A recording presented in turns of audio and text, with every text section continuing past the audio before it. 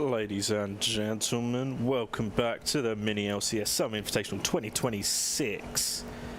We are in the playoffs stage now. We're done with the groups. Teams got eliminated. They got knocked out. They didn't qualify. And now we have the final 8 teams for each bracket. We are now in the final 4 weeks of the tournament. And it's looking to be a good one. Now, if you don't know, if you're not part of our Discord, you wouldn't have seen that we just announced a website. That's right, the League of Shatap now has a website. Look at this. You can see if I scroll down. Oh look, we're live on Twitch right now. You can chat if you're logged in. You can see a promo video we might put out, like the season address. You can view the upcoming games, like today's Beer Before League versus Mace Deck of Cards, a Hardstuck game. And we can go and have a look at the tournament itself. Look at this. Here you can view all the matches that have happened and will happen in the tournament. You can click see the score. You can click see the stats, see all the items that everyone has played. You can click on a team. You can see the individual stats. You can click on a player. You can see their individual stats, and if they played in previous MiniLCS tournaments, you can view those. Like here, Jason Matt, he played in the Winter Open with the Outcasts. We can see all of that information. We can see the games and his champion pools. We have made this so you can see all the information about all of our tournaments, both past and present. And yeah, I hope you enjoy it. There are some bugs right now. The Weenie Hut is broken because there shouldn't be this many teams playing. This just doesn't fucking work at all. But don't worry about that. I'll fix that later. Now, let's get on to the two casters for this section, for this Hardstuck Heroes game. We have, all the way from the other side of the pond, we have your boy Shadow Master, and we have to cast his mate shitting his smites. We have Sai. Welcome. Hello, beautiful people. It's great to be back. Shadow, talk to me. How are you? I'm doing good. I'm ready for a Hardstuck game. I have yet to be pinned down for one of these, and now I finally do. And my goodness, it's going to be a good one. We got a 2 versus 7 seed matchup, but that does not mean you can count this 7 seed out of it yet. These teams have fought so hard to get to this point, and now it's when it's for, I mean, this is when everything counts. Group stage, I'm sure there are some teams that said, hey, it's just groups, we don't have to try our hardest. Maybe they're saving some pocket picks, whatever it may be. It's playoffs. There's nothing left to hide. There's nothing left to hold back. This is when you're truly going to see the deepest picks in the champion pools and the most interesting strategies come out. Maybe it's some missed smites. Maybe it's some tactical Baron gives. I don't know what's going to be on the cards, but it's going to be a lot of high-flying action, and I sure am excited for it. Damn, that is a lot of information to digest down in such a short time before we go into these matches. Now, as Dark Lord did allude to earlier, we do have day 0 in this game. It took me a second. I was like, wait, hang on. Who is he crapping on? He is right. Day 0 is indeed the jungler today. And, well, you know, we keep making these jokes about these smites, but, you know, Shadow, I'm not sure if you saw his trailer video. He was training, he's been practicing, and lo and behold, he's been smite stealing. He's actually, I think I've casted about 2 games, and I've seen about good like 3 smite steals from him. I remember one Chemtech Dragon was really disgusting. I believe he's also gotten a Baron. I can't remember the third one though, off the top of my head. I mean, who knows? Maybe it's the new era of DayZ, and I like to call him DayZ, Day 0, DayZ, same thing. But the thing is, it's a much different Day 0, and that means that you need to show a lot more respect to him, and he's going to be a threat on the Rift, kind of like how Yike is for KC, where whenever you're taking an objective, even if you think it's safe, it certainly is not, and you need to be very careful. You need to make sure you're securing the perimeter, having proper warding, and making sure that you're smiting properly, because the thing is, those smite flips can really change the outcome of a game. I mean, mean, just when you think you're about to get soul and everything's looking fine and dandy, suddenly they've bought another 5 minutes and they can look for a team fight to get back into it because you messed up your smite. And like I said, it's playoffs. There's no more excuses. There's no more reasons for messing up. I mean, again, you could maybe say, hey, we weren't trying in group stage, but this is when teams have to put it all out there. Now, I gotta ask you, Sai, obviously, some people have some pocket picks, maybe some hidden strategies they've been saving in the solo queue, things like that. And it's first round of playoffs. Do you maybe pull it out here, or are you maybe waiting till a later round, maybe later in the series to pull it out? Well, one thing I want to talk about real swiftly is going back to day 0. We've seen that he's been such a consistent consistent jungler for his team, and that Nocturne is a real great pick for him. He's had 2 games, 2 wins, a KDA of 19.5. He is sort of a one trick with Nocturne. It's his favorite champion. If you was to op.gg him, his champion pool looks very wide. That's because he expects Nocturne to be banned. That being said, we've gone through 6 bans. I see the Nocturne available. Who knows? But also, it's so early in the series that maybe there's some champions up that you don't really want to pick into. Pick Nocturne into, I should say, because one of the things about Nocturne that I like so much, and we can see the junglers coming out, it is not the Nocturne, and I do kind of like this call. One of the things about the Nocturne is it gets stronger when some of the Nocturne answers are off the board. And so I actually don't like a Nocturne game 1 because there's so many things, and we're seeing the junglers be cycled here. It will eventually be a Vi, which creates an interesting concept with the Victor, as one wants to scale and one wants to fight early. So it's an interesting concept, and I can't wait to see what they want to round the team out with. So one of the interesting things here is that the Wukong has been a very staple pick, very safe pick. You can't go wrong with Wukong. Safe scaling, safe sort of early with the passive, with the armor. He does really good into other AD champions. And once again, just really consistent team fighting. We've seen Wukong. I believe Wukong has a very high pick rate in this tournament. Picking Vi into it, it's a bit dangerous because you almost concede the jungle matchup, which jungle matchups are not normally that important, right? Like as junglers, we can choose just to sort of dip out, but then it means for the scuttle crab fights, you're gonna have to give those up, which we have seen that if you do double scuttle, the moment that first scuttle spawns, I think it's like 545 or something like that, you can hit a very early level 6. So picking Vine into Wukong is really surprising. The Rel pick, a support pick so early, normally we tend to see sort of like support and top lane being left for those sort of later roles, as we can see that both mid laners have been picked. But like Rel and Sion have just been blind picked here. Like that, wow. Do they not care about these lanes or what? I think they care, but they care a bit more on the other lanes, just a bit more, saving those counter picks, saving that surprise, and getting the bans out for those lanes. Like you saw the Sion locked in, but then the immediate Darius set banned just for some extra support. But the Kled counter pick, Broken Blade, has popularized this quite a bit if it's locked in, and it will officially be locked in. Now my question is, do you know how to play the Kled? You know it's a counter pick, but it's not as easy as just play them. And we may be saying an APC. It looks like it will be. I think this is going to be the mid pick here with a Victor APC, unless these are just some troll hovers going on.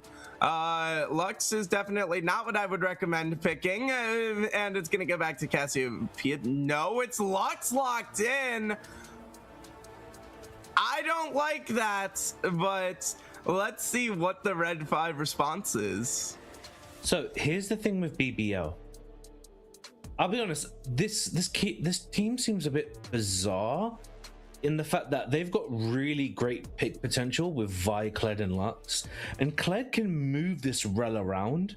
So, you know, Rel will be able to assuming Rel is heavily roaming, we are seeing in the higher elos of play that Rel support players in general at level 3, they just leave. BBL's comp is it seems very mashup, where Mace's comp, it looks like they've got the better team comp here. But if BBL can take advantage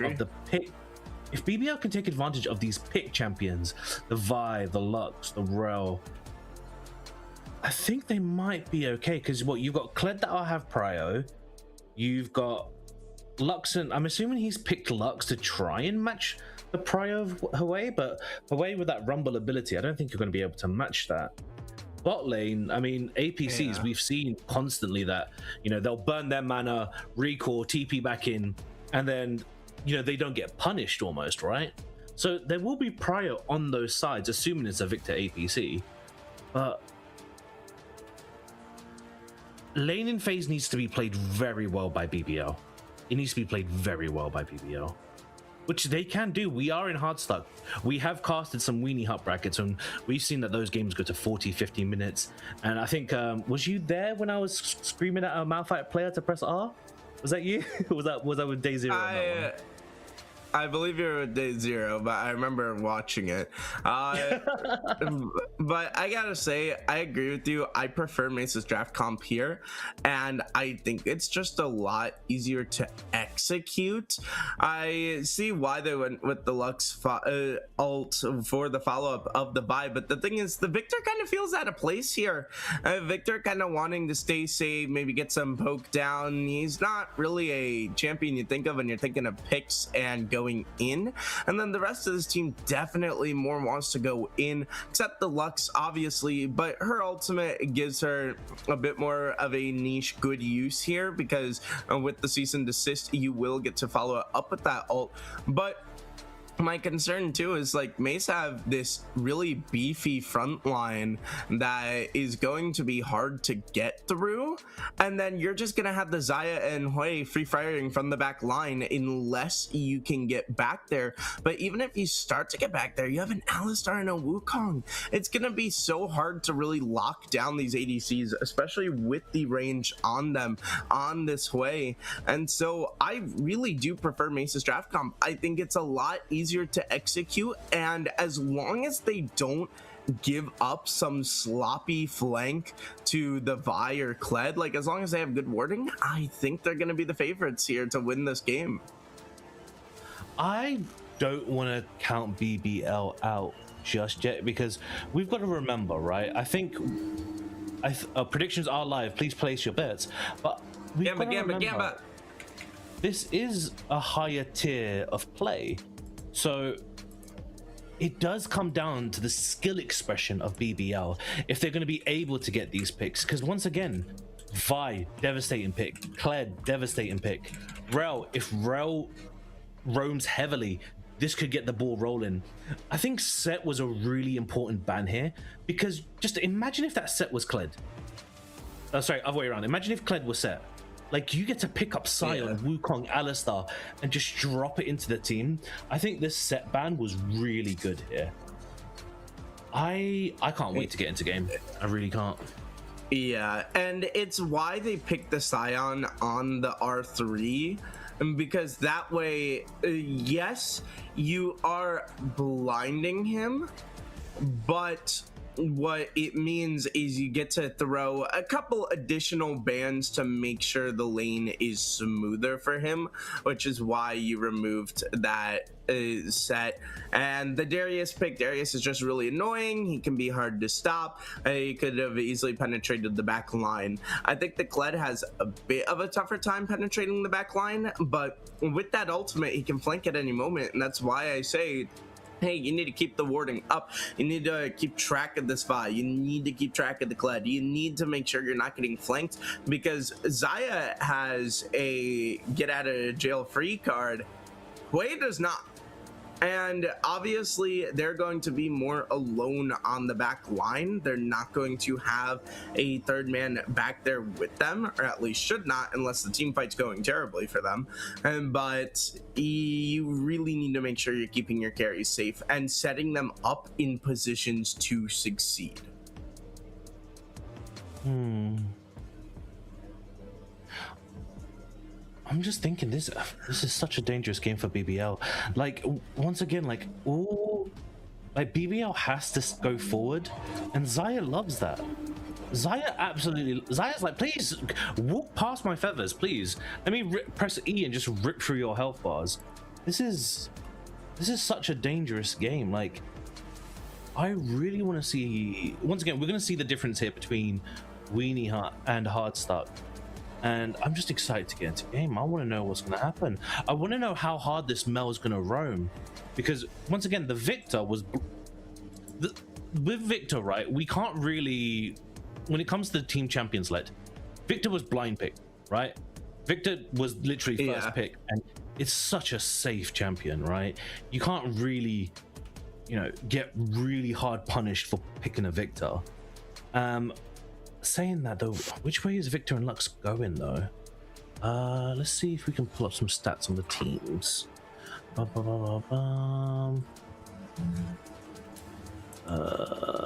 It should be Lux mid here. Lux does not operate in the ADC role as well, so I would like to see that be going as Lux mid compared to Victor mid.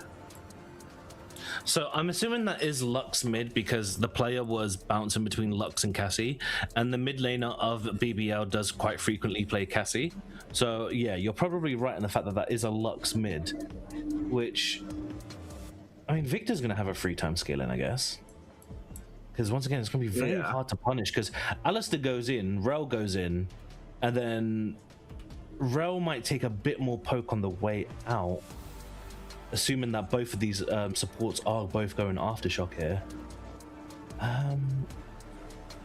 BBL feels really... The DPS, the consistent DPS is so low from BBL.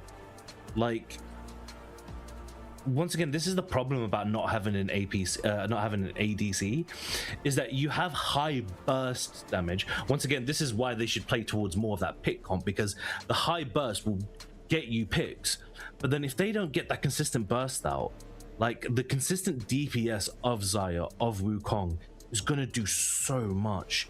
And once again, you got Sion and Alistair buying so much time.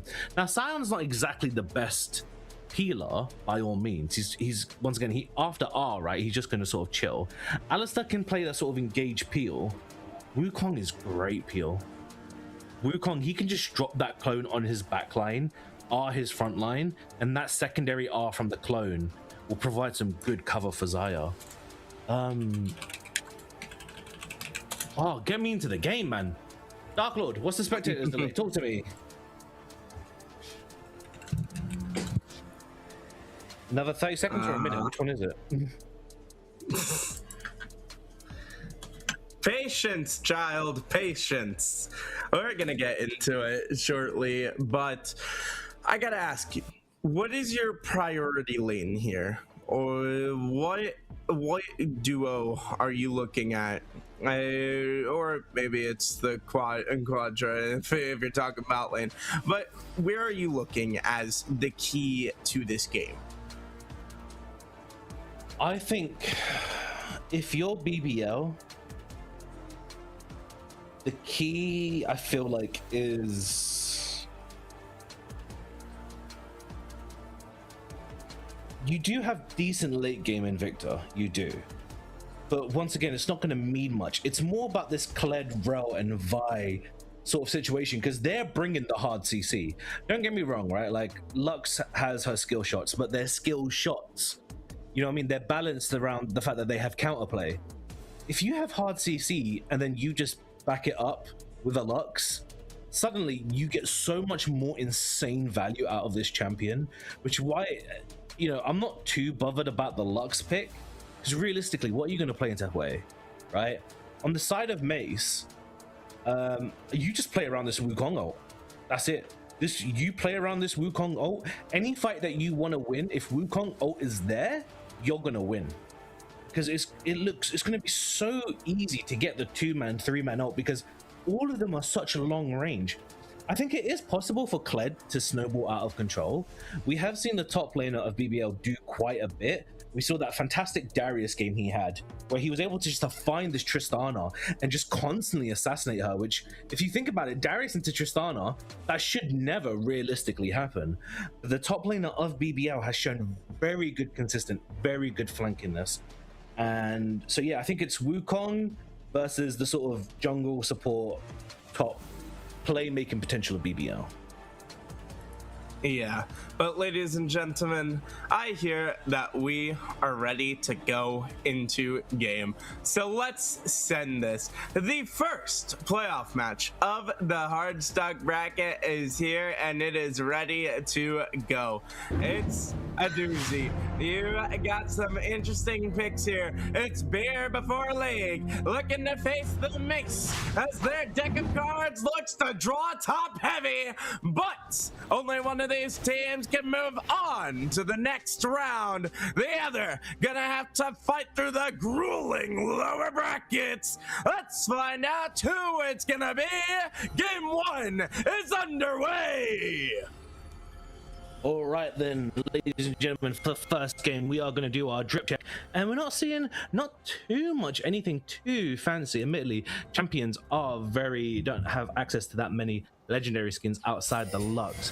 Pretty standard stuff. Wukong's probably going to get a cheeky ward over, and just to find out where Day Zero is going to start.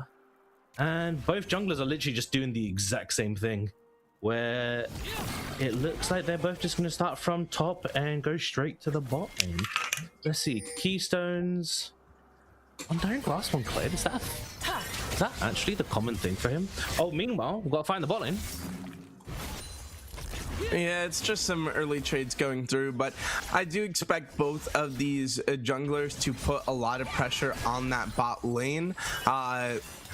Obviously, it's going to be really important that the Xayah has a good game. Obviously, if you show a lot of jungle presence down there, you more so keep the enemy support down there as well. And then obviously the Victor scaling into the late game. But I honestly, I think you're right. This will come down to the Kled and the Wukong. But if I had to pick a lane, I am really looking at this mid lane. I'm looking at, can you use the Lux ults properly? How is this way going to operate? Can he stay safe? Can the Lux stay safe?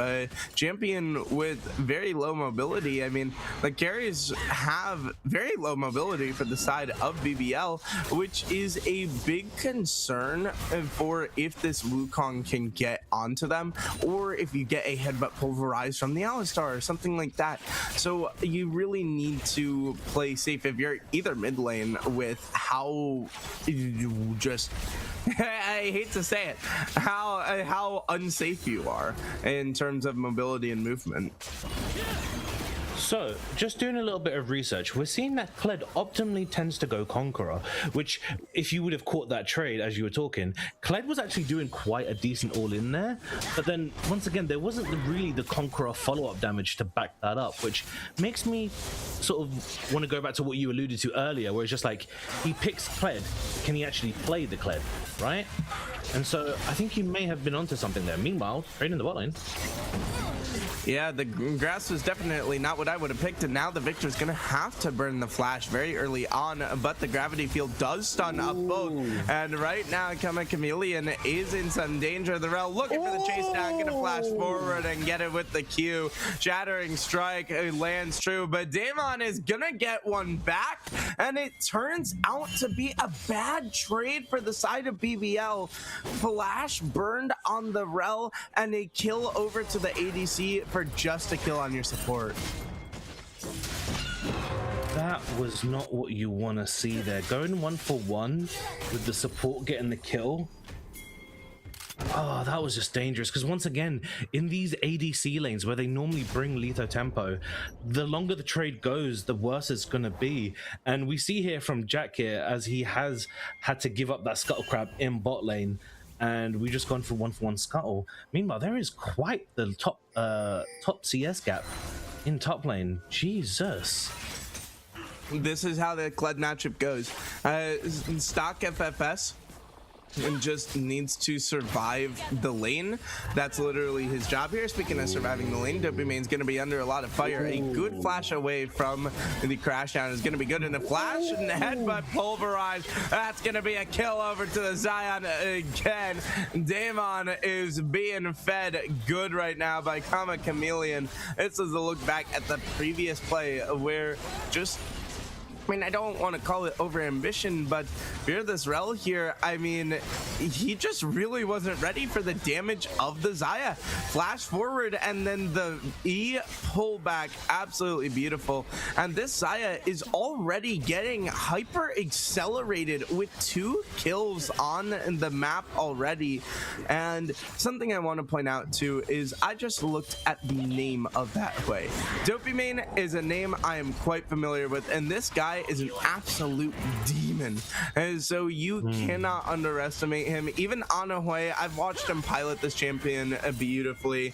But speaking of beautiful piloting, right now all eyes on Damon and Kama Chameleon as they're gonna look for a play yet again. The thing is, the Vi is gonna be here, so they're gonna have to back out, and they almost get the kill onto the Victor, but it's just gonna be the support going down. Wukong is gonna flash forward and pick up the kill. How are you gonna get out of here though? That's the problem. You went in, but can you get out? And just not enough damage because your APC is down, and the feather pullback is good. Luxalt from downtown will pick up a kill onto Kavi, but Damon is just gonna keep chasing. Teleport from Dopey is gonna keep it, so this Lux is on the wrong side of history. Go back to the bot lane. Right now it's a Zempic trying to get out of dodge, and he will. It ends up being a 2 for 2, but the concerning thing is the kill went on to Damon. They did not eat that Lux R. Kavi got chunked by the Lux R. Hold on a second. Oh, we're not even going to see the gank in top lane. But once again, look at this. Like, they're trying to bait this out, and this isn't realistically good. They should know that Wukong is here, because once again, as we see this fight is going further and further out, we're getting lethal temper value from Xayah. We're getting Conqueror and Stone Skin passive from Wukong value here. This is really, really, like, they should not be taking these fights. You know, it's not exactly hidden what these champions do, and I just think this was a really poor decision making. I think this was really poor decision making from BBL. I really want to know what happened with the draft, if this is how they're going to play. And going back to the Victor death as well, the secondary Victor death, Victor should have known that Alistar was there. Oh, are we going to have it all in from mid? Oh, yeah, also, what I'm gonna point out real quick is Damon burned his flash. That's something to keep an eye on, as he cannot get out of the storm, but he will survive it, will go onto the wave. But without that flash, it's a lot more dangerous for Damon in lane, but he does have the barrier if he needs it. So we have a lead in top lane for the Kled, and once again, it's only 20 CS. It's only a plate at the moment. Meanwhile, Rel is going to get caught here. Yeah, also, from what normally happens in this kind of matchup, now the problem is everyone's going to be going into the middle. Hold on, who cares about the matchup? Kavi's already just going to be dead, and just a little overambition and not being aware of where Day Zero is, and the cease and desist goes a massive there for the kill. But what I was going to say is I'm a bit shocked that the CS is not worse for the stock FFS.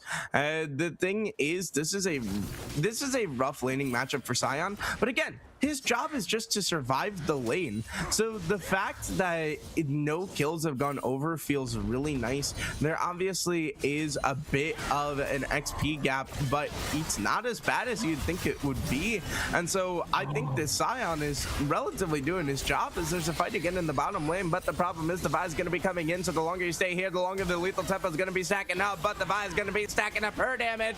He's going to go forward, looking for the Vault Breaker, and he's going to break Chameleon's face. Xayah ultimate has to be used. Featherstorm gets him out of dodge, but you've already dropped your bull, so there's no horns to be found. Something we missed is that the Chemtech Dragon has gone down to BBL, which is pretty insane considering that they were actually down before that Dragon was taken. But now things starting to even out with a bunch of these return kills that they're finding. Once again, like, the gold is so close that like all of these skirmishes are changing it back and forth, still relatively even. We're gonna go over this fight again in mid here, where we're gonna see that once again Wukong overextends, thinks that he can do a lot with the R. We're gonna see DayZero actually cue the clone and then realizes who the real one is. So that was actually quite lock screen sort of playerish behavior. Meanwhile, then we've got a fight down here, which once again, it should be a bit obvious that like they're doing these extended trades, and Vi is walking over this ward. Alistair will be the sacrificial lamb, as once again you guys had the lead. Why is it like these players can't hold leads? What's going on?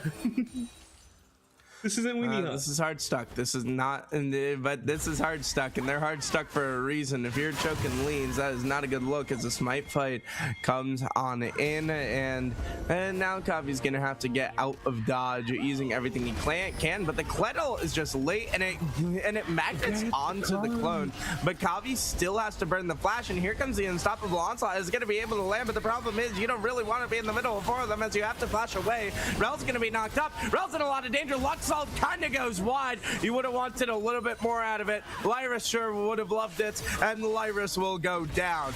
In the bot side, though, the APC, ADC are going to be trading. Who's going to win it? Barrier going to be popped, and it's just not enough damage for either side.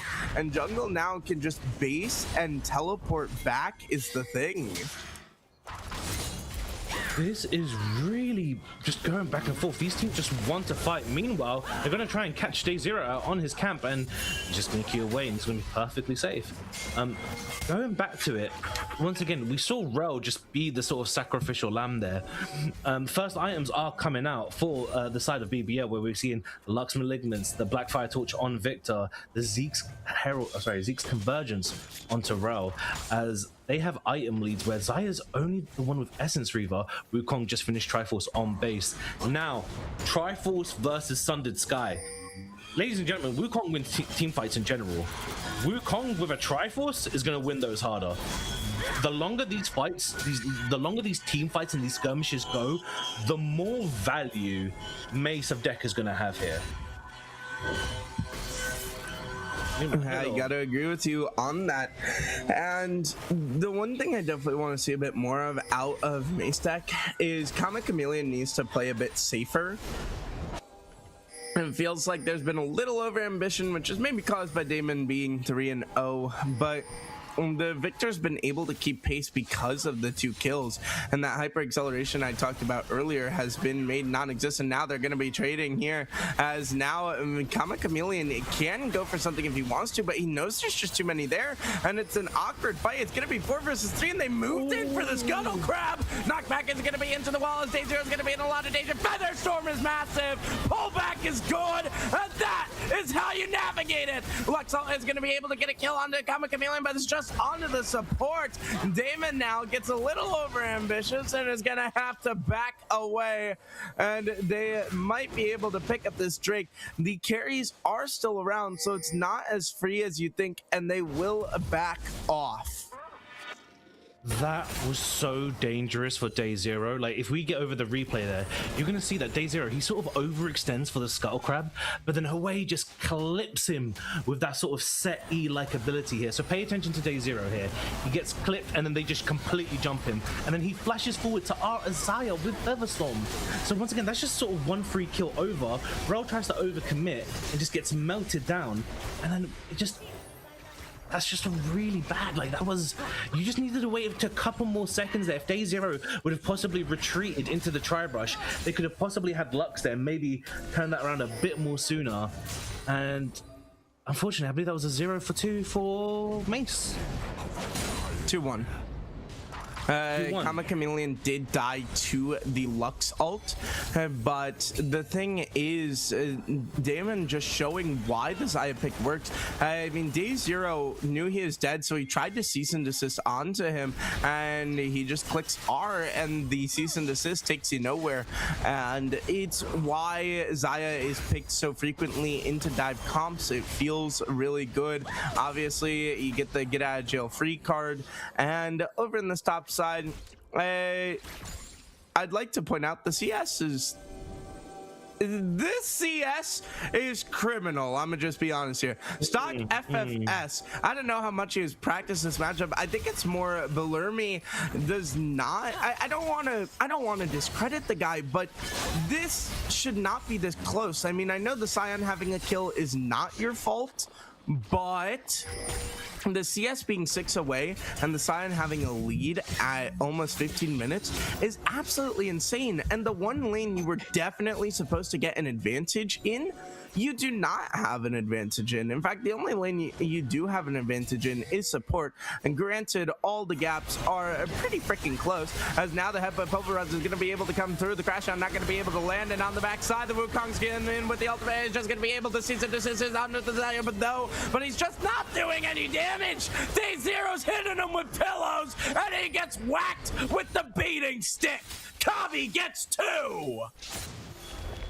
Once again, like, you can't keep doing these sort of like fair fights. Like, this is one of those cases they had to give that dragon over and just try to make something else happen elsewhere. I think as the Vi player right now, you really need to give up on bot lane, and it is really bizarre of this top lane matchup, because once again the plates are basically even, with Kled only having a 1-plate lead, which once again sort of gets equalized by this Sion kill. We're seeing a Kled ult into the mid lane though. Yeah, and right now the fight's in the bot side, and the Xayah is going to be hit with the crash down, but the feather recall is beautiful. The storm hits hard, and it hits harder in the mid lane. Dopamine is going to be able to pick up a kill, but demonstrated right out. Great job by Kama Chameleon to be able to trade it, but this gold lead literally a minute ago was 700. It has blossomed full bloom. It's at 3.3k, and this one is starting to look ugly for BBL. This is so... I mean, okay, so here's one thing, right? Victor, I believe, got a shutdown with this kill. So here, we're going to see that Victor gets rooted as he's not paying attention to the feathers, locks up Xayah, and Vrel just goes down here and gets melted. You're going to see Victor flash forward with his E, and then Alistair's just going to ground pound him into the ground, which... once again, this is just heartbreaking here, like, to watch this on the side of BBL. They're playing in the game to play so desperate is so bizarre for game 1. Here, this is the fight that we didn't get to see the first bit of in mid, as Hwei just cancels this Kled engage, buys enough time for Wukong to come in, and then once again extended fights just go in the team of Mace's favor. So they're just able to run down the Lux, and they've got enough stats just to make the Kled back off. Yeah, and the thing is, I mean, that's supposed to be the kind of play you can make. It's onto an immobile carry with the Kledo, and you just can't do it. And Kavi, I mean, credit to him, he has been all over the map. 3, 2, and 5. He's been absolutely just clinical for this team. And I mean, speaking of clinical, obviously you gotta say that the Xayah has been clinical too, 5, 1, and 4, but now he's gonna be under a lot of fire. Minion Wave is getting pulled. He is now alone under this tower, and the 3-man dive that comes through. It's gonna be the Feather Storm. Feather recall's massive though, and Damon refuses to go down without a fight. He's gonna drag 2 to a grave with him. Granted, one of it's gonna be Kama picking it up, but the turret works overtime. Damon gets his boys fed, and no matter what you do for BBL, it just doesn't work in your favor. I am so baffled by what's going on. Like, you're tower diving a Xayah. Meanwhile, Alistair's just going to go all in. There is a TP coming up. Sion is here to back him up. Surely this Victor's dead. Victor's probably going to get another Alice is probably going to get another round of ability soon. Sion using the art to gap close. Q knock up into the air. That is Victor going down. If you're BBL, save mentality for game 2. Like, save mental for game 2 and just chill.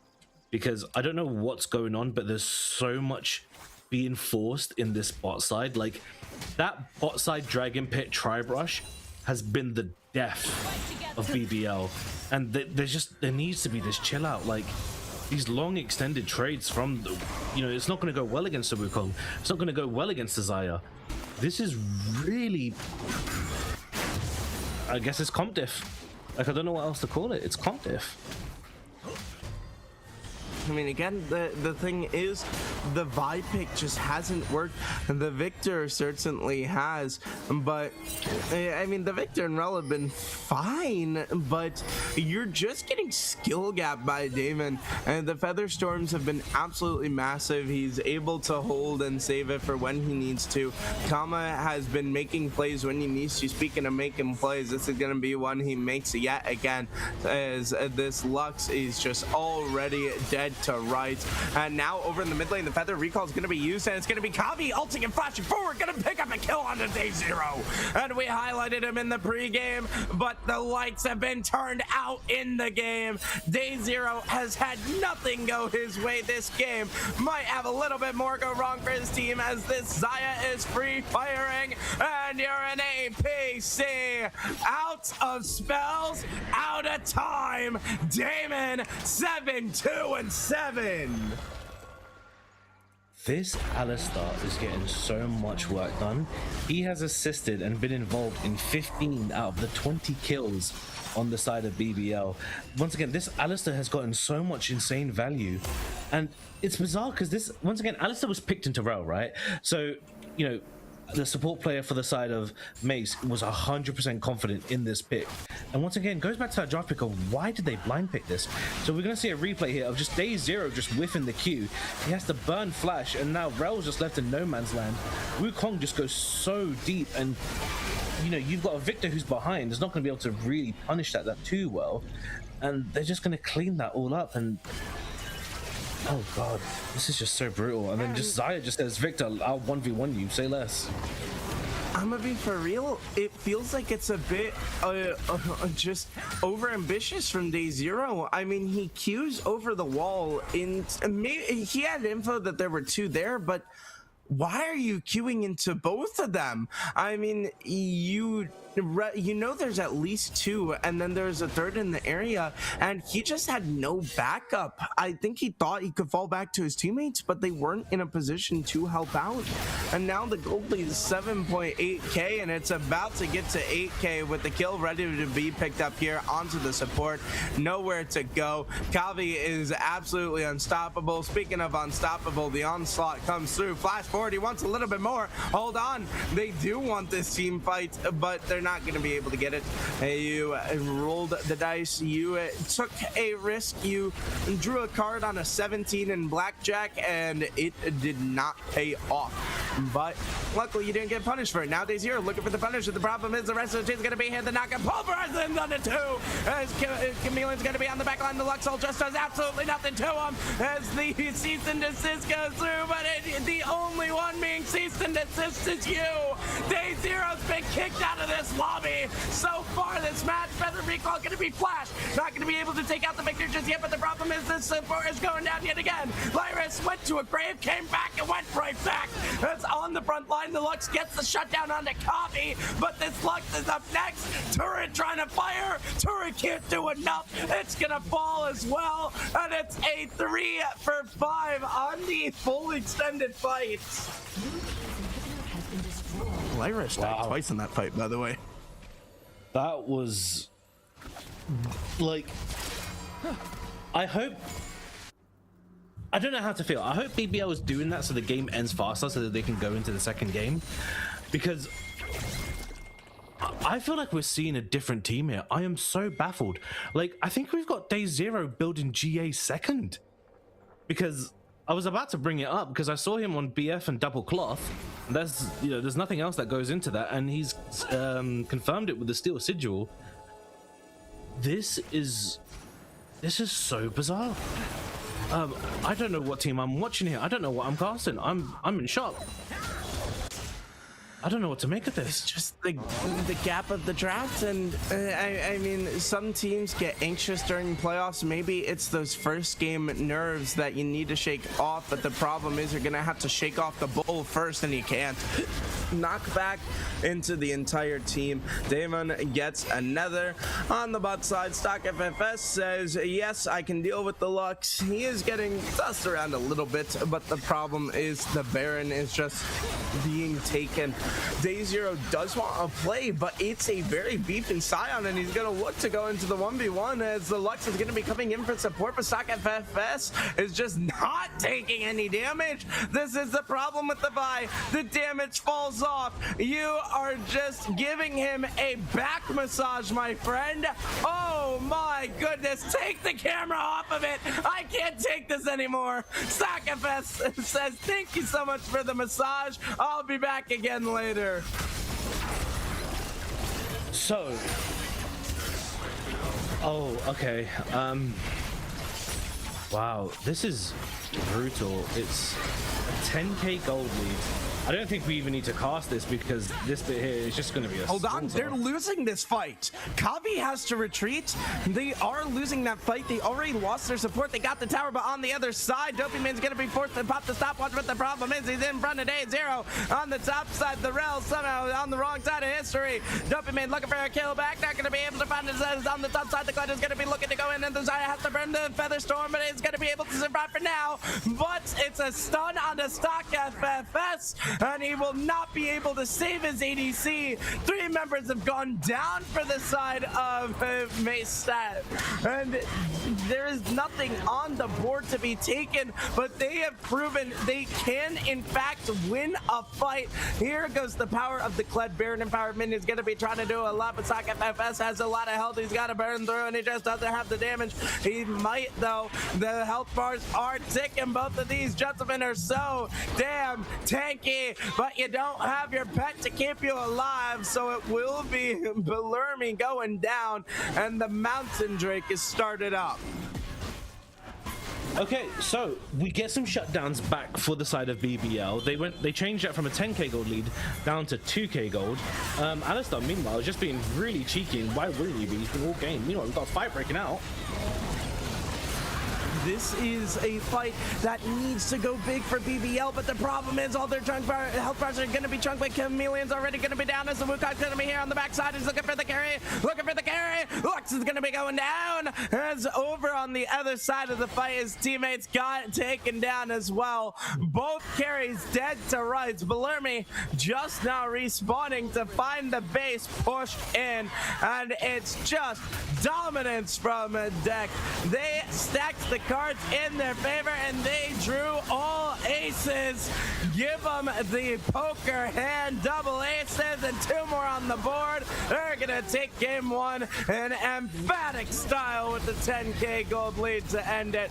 Crash down, not going anywhere. They are just messing around now. Nexus going down, and Damon will free fire as always. Wow, there were so many fights. It got to the point where it was so hard to even get to the points that I wanted to talk about. There was one point where Wukong just solo ults Rel, and there's just no punishment for that. That's how far ahead they were.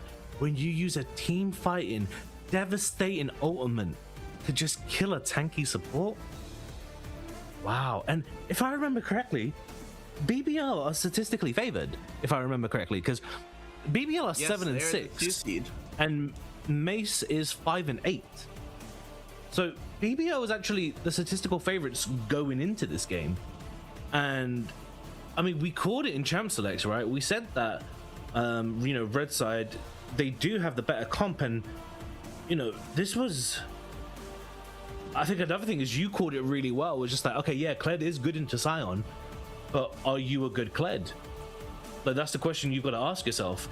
And that was just wow. Wow. Yeah, honestly, I think we just saw it. Unfortunately, the Vi and Lux picks just did not work. I mean, there's only the one play with the Lux ult at the beginning, but after that, I mean, it felt like she just didn't do enough in the team fights. The Vi, I hate to say it, was just not piloted properly. Day Zero going way too deep multiple times. And then also this Kled, I mean, again, it wasn't technically a terrible Kled game, but you didn't even come out with an advantage against the Scion out of the laning phase, which is absolutely ludicrous.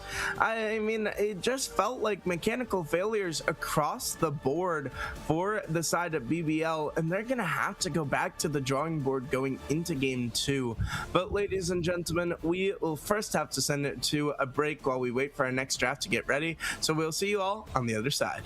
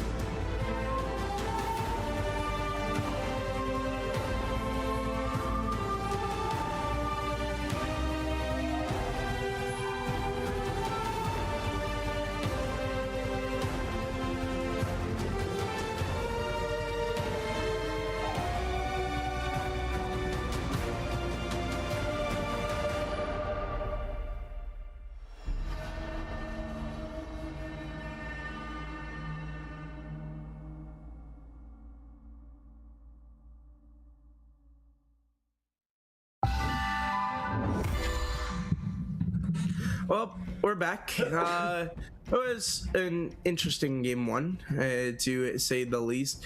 But I mean, I didn't expect that to be how the game one went. I expected it to be a Mace win, but I didn't expect it to be that bad. Sai, what kind of went wrong in that game for the side of BBL? I think, you know, have you ever tried being in a space where you're like, okay, I'm gonna outplay this person by doing thing A. They're gonna do thing B. Oh great, I'm gonna do thing C. And then I think maybe BBL just outplayed themselves where they thought too many steps ahead, because I think the Victor pick was there to throw off Mace. And then Mace said, okay, we're going to take Wukong. And once again, we saw that in these skirmishes, because Wukong gains health regeneration based on max health, and he gains armor, stacking up to 5 times. We saw the value of that, and we saw the value of the lethal tempo difference in the Xayah versus Victor matchup. I think this might be bizarre to say, but I think if you're Vi, you should have just camped top there and just get Kled ahead and just bury that Scion. But then once again, your top laner chose Undying Grasp instead of Conqueror. So I'm just gonna put it down to, hey, on your worst day, you could lose to anyone. Faker lost to a gold player once. I think, no, I don't think he lost. I think he got killed by a gold 3 brand player once. So let's just put it down to that. We're going into game 2. Bans have come out swiftly. I don't think they've changed that much, as I do remember the Viego, Vayne, and Nico. And we're getting Mace with blind pick Ahri, which, I mean, very safe mid laner. Very safe mid laner. BBL are just going to answer back with a mid of their own. I doubt this is going to be the case, but imagine if that Ahri was APC. Imagine if that Ahri's APC, and by the end of the draft... It was hovered as the mid before. You got to keep that in mind in the last game. But just once again, right, we're in game 2. So it's just like, if they've like... This could be a mental mind game, where if that Ahri's APC and I was on BBL's team, I'm not going to lie, I think that would tilt me a little bit. BBL, they're going to answer back with Syndra Sejuani, which Syndra, great champion into Ahri, she's going to do fine. Sejuani, great CC, great lockdown, great blind pick. And it looks like they're hovering Mundo, which, wow. People don't want to blind pick junglers and ADCs anymore? What's going on? Well, I think that Mindo, I mean, the Sejuani was a blind jungle pick, and I think that Mindo is going to be the response. And then the Varus coming out, we finally are going to see a traditional ADC, which I'm happy about personally. But now the thing is, with the Mindo on the board, you got to make sure you have a lot of damage, because of the fact that if you don't have some tank killer, you're gonna have some issues with that Mundo later on. But the set is hovered and it's locked in. Yes. Oh, that's so good. By the way, just to point out something, they have swapped sides. So the Varus player was actually the Xayah player, by the way. I completely. Listen, it's hard for me to read the Mace of BBL. I got you. Don't worry. I got you. Don't worry. We are seeing that when Red Side picks their third pick, they get the sort of privilege of the next 2 bans can now protect that lane. So they're gonna just get rid of Malphite, get rid of probably another set matchup that they don't want to deal with, and meanwhile, Mace is just gonna keep attacking the ADC pool. Yeah, honestly, I mean, especially after a game like how that went last time, I'd attack the ADC pool as well. I honestly think that right now for the side of BBL, I like the draft a lot better, but I'm kind of concerned at how you're going to deal with this Mindo. So far, I don't exactly consider any of those 3 as tank killers, and some tank shredders are just taken off the pool. So I'm interested to see how the rest of this draft forms. So I think I definitely Oh, no. agree with you. There's no answer to Mundo, but Set will get a lot of value. Ooh. I do not like Callista. I never want to see Callista locked in, especially. Yeah, but I trust the highest tier with that. I'm not trusting a Hardstuck with Callista. It will be the The thing Lucian is that, locked like, in. this is Lucian into Mundo. Like, there isn't an answer for this Mundo at the moment. Yeah, I'm concerned a Gragas would be a interesting pick. It's being hovered. Maybe it's a troll, and maybe it's not. 5 seconds to lock it in. But what I'm gonna say is there is not much to deal with this Mundo. I'm honestly concerned, and the Gragas will be locked in.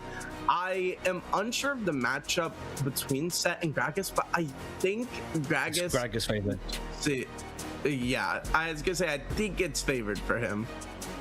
Yeah, because Gragas, you'll find that Gragas will just constantly space the Set, and will only go in if he's got Storm Raiders available. Wow, this is a super bulky team for Mace. This is actually a little bit more value for Set, funny enough. We've got 5th pick support coming out. I'm trying to think what I want to see here. I don't think that's it. I don't think that's the one you want to see. Yeah, okay, that's a bit more better. I mean, the thing is, they honestly, in my opinion, need a bit more engage.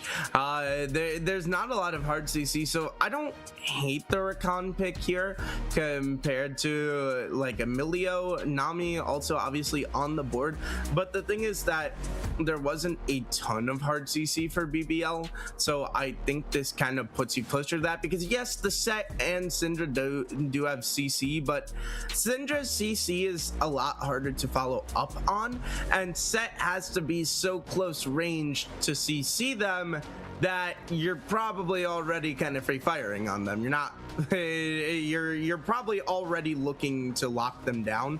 I think the Set face smash is a bit more of like a follow-up CC in my opinion. Obviously I had this at Johnny, but yeah, I like to see a bit more engage coming out, and that's just what they're gonna go for. But my concern is this Mundo. Who's gonna kill Mundo? So, guys, predictions are available. Feel free to put your gamble where your mouth is. So Rakan, once again, Rakan is a great engaged champion. Rakan is the second best engaged champion in the game, only second to Malphite. So this isn't too bad. He does have a Set and Sejuani he can jump off. Most likely will be Sejuani most of the time. The only thing is though, I feel like this is a draft diff again. Because once again, I feel like it all comes down in team fights. It comes down to Set, right? There is great pick potential in Rakan, Sejuani, and Syndra. Syndra's got great scaling, but I feel like Mace's team, I feel like they just got a bit of everything. I feel like they've got great wave clear, they've got great damage, they've got great team fighting, they've got great zoning. Like Mundo, Gragas, Braum. How are you going to get through that? And like Braum's unbreakable. There's so much to stop as well. You can stop Sejuani, you can stop Syndra stun, Sejuani ult, Lucian damage, and Rakan. If Rakan's able to get like a 3-man ult with Varus / Ahri, maybe even both of them together, then like BBL deserves to win that team fight. Like, end of discussion, realistically, right? But I'm a little bit worried. If you're Sejuani, you have to go bot, right? Because you can't go top. The Storm Raiders is just going to get him out, and Gragas is just a safe champion in general between his E and his R. Ahri is super safe, so you have to get there pre-6. So like, bot lane is your best bet, but then you're going to have a very tanky Braum in your way, and I'm assuming this is going to be on hit Varus. I doubt this is going to be any other build. So Varus is going to be able to stack up those Braum passives very swiftly. I think I have to give this to Mace again. I give it to Mace 100%. I mean, I just don't see... I just don't see them killing the Mundo. The Gragas is obviously a problem. I think the set is a really good pick here, but it's the only pick that and the Rakan pick are the ones I like.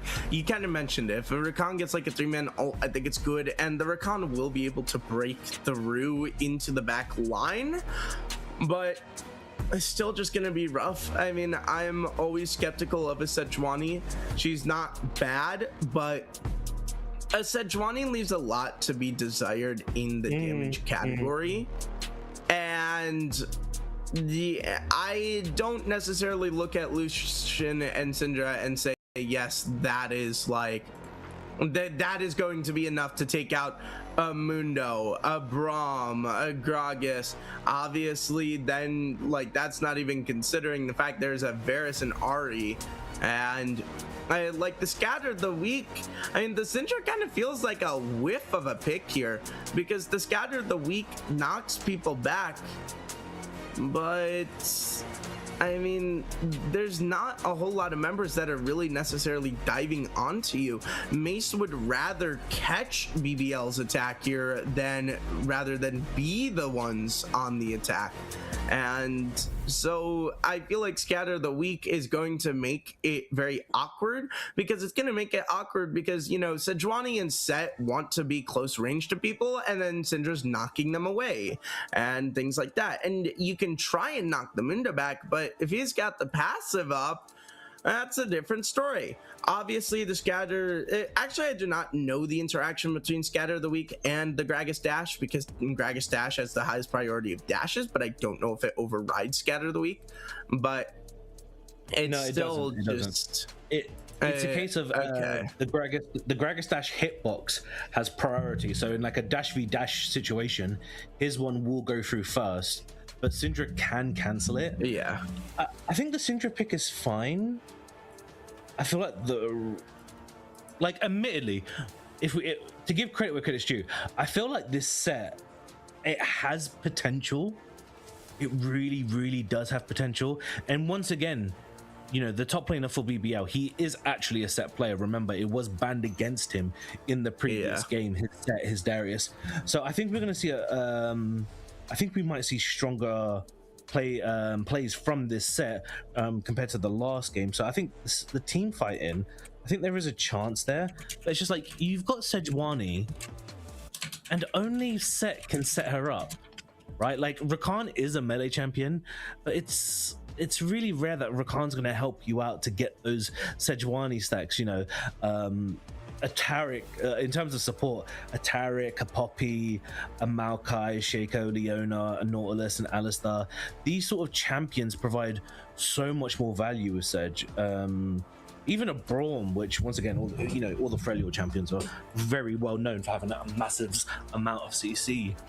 But this Lucian pick as well, this Lucian pick says, I'm gonna try and win lane, and I'm gonna convert this into the rest of my team.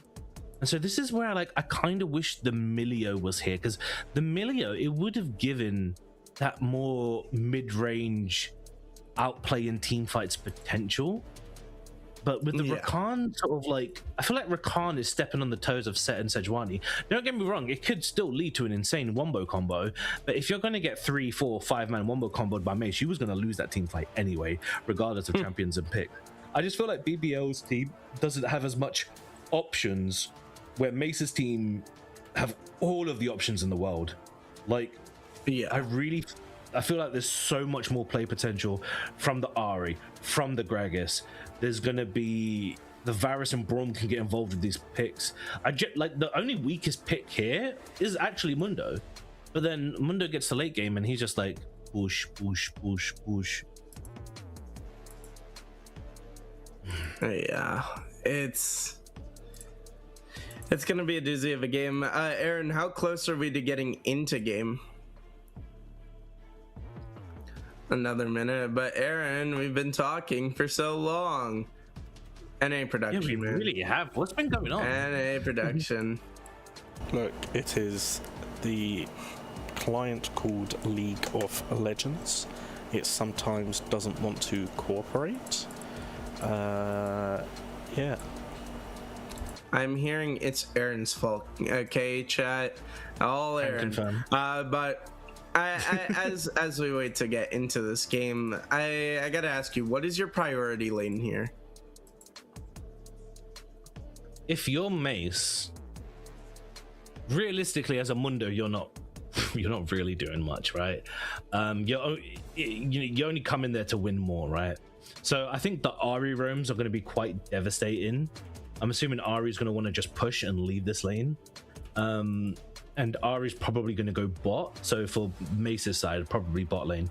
For BBL, it's kind of similar to what I said in the previous game, where I feel like this game, it is on top jungle and support. And we did see we didn't actually get to mention this because there was so much action in the previous game. We actually did see the Rel Roman. We saw the Rel Roman. We saw the Realm get in that value. And Rakan can drastically out-roam a Braum. So I think there's actually an insane amount of potential for this Rakan to outplay this Braum and out-macro this Braum. But, I mean, I said this in the previous game, and, well, we saw how that went. Yeah, but ladies and gentlemen, I hear we are ready to go. And this could be the final game of BBL's life in the upper bracket, which would be shocking if the 2 seed went 0-2 into lowers. But Mace deck of cards, they pulled off an upset in game 1, and they look to complete the upset here in game 2. We favor their draft, but you can only truly know who is favored once you're on the rift. Can Bear before League sober up and turn this around, or are they getting kicked out of the bar? Time to find out. Game 2 is underway. So, ladies and gentlemen, we are going to be doing the drip check. We have the classic Dr. Corporate Mundo skin on Mundo, which is fantastic. Got High Noon Lucian on that beautiful skin. Gorgeous skin. Ladies and gentlemen, if you're a Lucian player, you know exactly what I mean with that High Noon skin. That E is so And then we have the Ahri player whipping out the 250 skin. Absolutely gorgeous skin. Meanwhile, Mundo's going to get chunked out. There's a fight in the bot lane. Yeah, but nothing much going on. Everybody's just throwing down some early trades, but this is actually going to be really effective now as jungle has to back. Both jungle and Lyris are not really going to be able to contest this first wave, and they got to be careful about it. The good news is Kavi was spotted top, so you know you're a bit safer, but I mean, I didn't think they'd take that much damage to where it's really impactful on the lane, but they did. And now Kama Chameleon, waiting in the wings, does show face, accidentally leaves the brush, so they will know of his presence. But right now Damon can just zone them off of the wave, and both junglers are on the top side, so there's no help coming anytime soon for this BBL bot side. So this is to be expected because, once again, it's Letho Tempo, right? Letho Tempo is the king of level 1s. When Letho Tempo first came out, we saw the power of how it terrorized top lane with Trundle, Gwen, you know, the Wind Brothers. You know, this was devastating. Meanwhile, Set is just getting in there. This is what I wanted to see from him in the first game. And as you heard that sound effect, yes, ladies and gentlemen, that is Conqueror once again. I feel like BBL's top lane should never... It doesn't matter what champion he's on, I feel like this man should always run Conqueror, even if it's freaking Shiraka top. Like, this guy is so aggressive, and I'm just loving to see that from this early. Meanwhile, Syndra's taking a lot of damage here. Excuse me, gotta be careful because the RE trades do a lot more than you may think. Flash across to try to get him, not gonna be able to though. So Dopey, man, kind of just burning his flash for nothing. Now, Zempig will actually opt to stay around, looking to bait it in with the scatter of the week, but the artillery will not strike true. Dopamine does get the level up, and he'll be able to back and teleport into lane faster than Ozempic can. Jungler here. Can we quickly see ruins again by chance? Can you just flip it for me real quick? I want to double check something on this Varus. So it's actually Kavi opting to back, so you got to be careful, because that means that Day Zero has the bot side to himself, and Day Zero is going to opt to go. The problem is they weren't aware of the jungler timers, and now Day Zero is going to be going over the wall. The flash is going to have to be burned, but the problem is the barrier too has to be burned, and Kama Chameleon goes down. No barrier for him, so he will drop. Luckily, you don't lose Damon, but you still lose the one. And they know Kavi's in the top side, so it is the bot side for free. That is so disheartening, because you saw Kavi just recalled into the Tri-Rush. Meanwhile, they're going to all-in Varus, and they kill him. Braum burning flash for no good reason, and they're just going to be able to walk out. Wow. Okay. One thing I want to point out real quickly is, no, Lucian, what are you doing? It's a faster recall. It's a faster recall. It's tech. It's tech. He did that on purpose, I promise. I looked away for 1 second. Please don't tell me he autoed him. He autoed him. So can we get a replay of that? The replay of shame, please. While we get the replay of shame, Varus actually backed and got a Cole first, which this is why I asked Dark Lord for the runes, because I was wondering if Varus took cash back there. But no, it's just so confident, and then that confidence just immediately gets punished there as this gank came out. Now, luckily, Lucian didn't lose much, and so we're going to see this trade. We're going to see this gank. Sejuani is going to come in on the backside, and they do stack up the passive really fast, as Rakan is considered a melee. Him and Lilia got a change about a year back, and then it's going to get executed into a tower dive as Lucian dashes forward. Rakan's able to double EW knock up. Braum wastes his flash, and I'll just leave this for you. Oh, that's just... I don't know, because the thing is, you saw he was hitting the tower as well, so he clearly wasn't. I guess he wasn't ready for the tower damage. But Day Zero gonna be coming in real quick. Here's he turns back and hit the ability, because the Braum dashed forward. That is a painful way to die. He was trying to get the hit onto the minion wave, and Kama Chameleon dashed forward. And speaking of dashing forward, Stock FFS is going to dash forward. And this top lane matchup is another one that is going to be rough for Stock to start, but I'm curious if he can flip this one in his favor as well, just like last game. So one thing to point out is, first of all, Dragon got taken is Chemtech, and second thing is this set has a 16 CS lead. Like, once again, this is the power of this top laner, not the champion, the actual player, ladies and gentlemen, showing that he is Himothy in a counter matchup, which Gragas picked into set. And Set's like, let me show you how to play this champion real quick. I might not know how to play Kled, but I know how to play Set, and I don't like losing fights. So this Set value is going hard. This is what I was talking about in Champion Select, where this player may be able to bring Sexy back in these team fights. Meanwhile, though, Day Zero is hovering topside. They're going to punish this Gragas. He dashed forward. Yeah, and he will be able to get out with the knockback, as over in the bot side the trades are going to be going through heavy. Kama Chameleon was taking some damage, but now it's being flipped right back onto jungle. Now he's going to be dead to right. Should be. This Vera is going to make the arrow strike true. No, he cannot. Will pick up Lyris though, and jungle now will get out without even using his cleanse. Day Zero, can you just double check if Lucian had mana for R there? It looked like he did. That was very bizarre, because after Varus used Q, you're just free to at least try and defend your support and maybe convert that into a kill.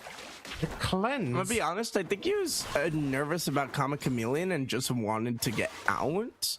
Also, I think Comet Chameleon tried to give over the kill to his ADC. Also, Lucian didn't cleanse the Brimstone. Uh-oh, flash forward looking for the kill, and he's gonna get it with the Foxfire, but it's a trade. But the kill goes on to day 0, so that's actually probably best case scenario from a bad situation from Dopamine. And I'm sorry, he used flash fire to go forward, not the flash. But I mean, Dopamine picks up a kill, and the kill only goes onto the Sejuani, so you will happily take that 1v1 if you're Mace deck of cards. Dark Lord, did you have a 80 and then Cullen's 100? Sorry. And then I'm assuming Lucian Cullen's 100 then. Yeah, okay, cool. So he didn't have mana for R. Speaking of mana for R, he's got it now, but it kind of just goes into the minions. Yeah, you just heard the voice line come out. The Lucian called out terrible, I believe. I don't know my voice line, so I may be wrong, but I heard him say terrible. And kind of was what that calling was. That was really baffling. Meanwhile, they know day 0 is here.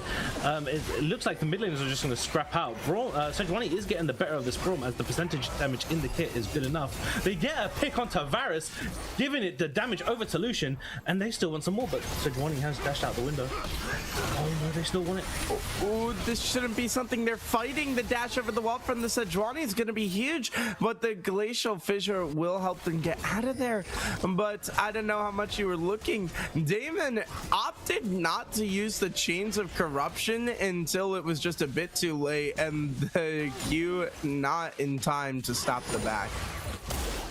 Meanwhile, we had just Gragas just casually proxying in top lane. I was a bit baffled as I heard Varus for some reason, but no, it is Gragas, and day 0 is just going to put him in his place, doing so much percentage-based damage in this kit. Once again, the heart steel donks and the damage coming out is good enough, and Syndra's there to clean it up. Are they going to kind of... unfortunately, not able to give it over to the Syndra.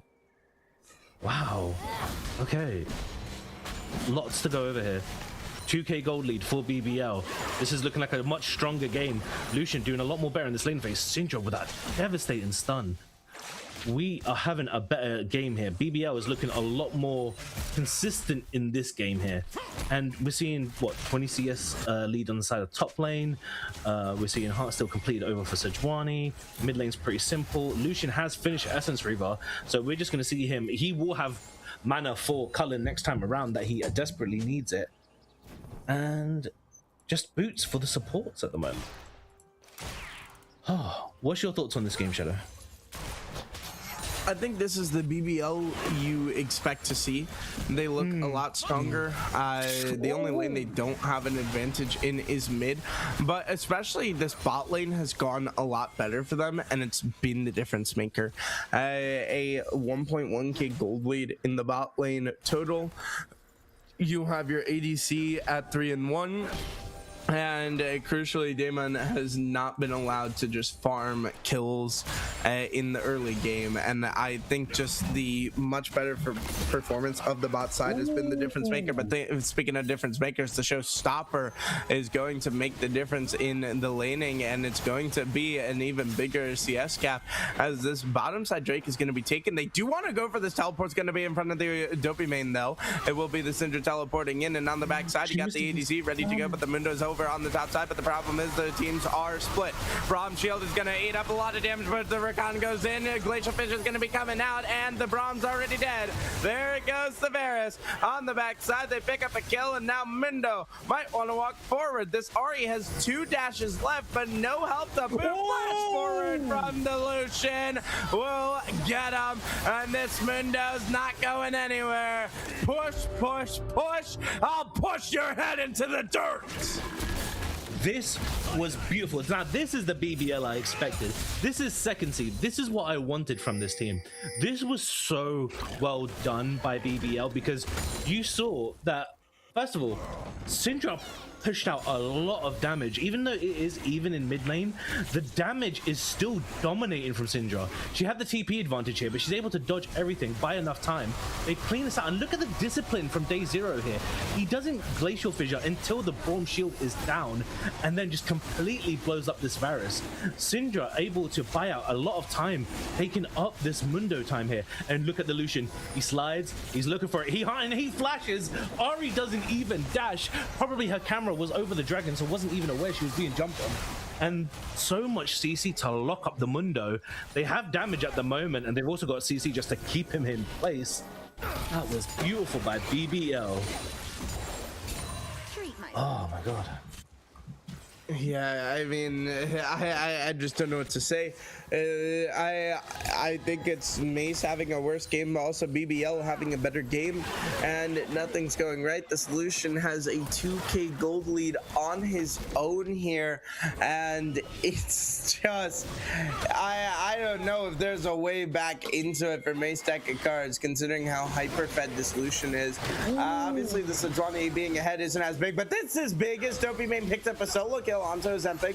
Day Zero going to be there to try to get something back, not going to be able to, but on the bottom side is going to be Chameleon trying to get out of here. It's going to have to flash away, and the culling is eaten up by the minions. Good job by the little buddies to sacrifice as Chameleon gets out. So one thing to spot here is that Lucian has hit his second item, getting this Navori quick plates out.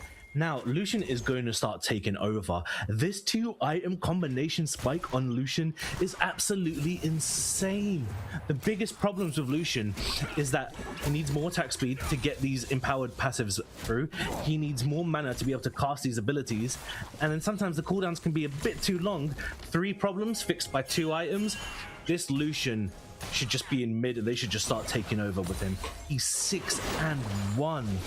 Meanwhile, Syndra doing a dirty trade in mid lane. Mundo is looking for something here. I don't think you're going to be able to find anything here.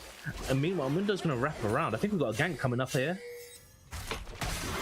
Yeah, but it's a Mundo, so the ganks are weaker on Mundo, especially if they're near their tower already. But the problem is, here comes a gank from Day Zero, as they're gonna look to go onto the Mundo. Still haven't popped the passive off of them yet, but they're finally gonna get it. But the flash is gonna be out and away. Calvi first forced to burn it, excuse me, as it is stock FFS coming down to make sure he gets out, but it means he's gonna lose some CS on the top side. So we're seeing really good communications here from BBL. We're seeing that this Syndra, it may not look like it, but this Syndra has naturally been getting some really insane value from this pick. Just, she doesn't have a CS lead. She doesn't have, it doesn't look like she's doing well, but she's doing really good jobs in getting these splinters on Ari, and she's constantly sort of choking her out here. And well, unfortunately, the Ari all-in power is just a little bit better, and your team is not able to save you. Syndra, you are still an immobile mage, unfortunately, lovely. Yeah, I mean, it hurts to see. You were just pointing out how good he's been doing, and then that happens. But the thing is, the pings are going to be coming out, and the Arctic Prison's going to land. Flash away, not going to be good enough. Maybe it is good enough. Flips on the other side, and they're going to be able to get out of there. Day Zero now in a lot of danger. He's going to take another turret shot. So Zosma's going to be dead, but the Window's going to be able to go for it and pick up the kill. Lucian gets one back, though. Jungle now shreds them, and somehow it's just a 1-for-1. Yeah, unfortunately, Day Zero just went a bit too deep for that kill. Should have been happy with the Ari flash. I think where he committed ult and saw that Ari didn't have ult, but possibly saw a moment of weakness he was able to take a hold of. But meanwhile, we're seeing that Lucian, once again, 7-1, you should be able to deal this damage. So unfortunately, once again, Ari's fresh off her back. So she's sort of like got that item advantage. Rakan's coming in here. Quicken's not going to do much. But then look at this. This is beautiful.